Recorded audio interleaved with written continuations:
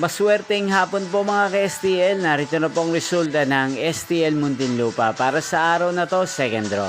April 14, 2025, araw ng Lunes. Naway ang mga natayan niyo pong mga numero kanina ay manalo nawa ngayong hapong ito, 4 PM. Kaya kunin niyo na po ang inyong mga tickets.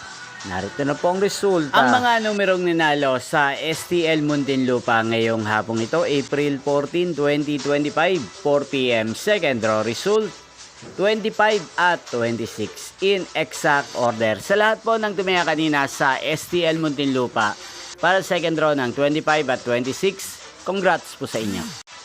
At ngayong hapong ito sa STL Muntinlupa, atin pong i-shoutout si Ate Mamita ng Muntinlupa na nanonood din po sa channel na to.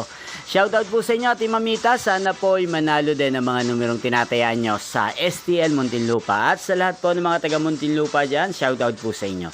Inyo pong napanood ang resulta ng STL Muntinlupa sa channel na to, Roderick Hernandez TV. Magkita-kita pong muli tayo mamayang 9 PM para sa third draw result ng STL Muntinlupa.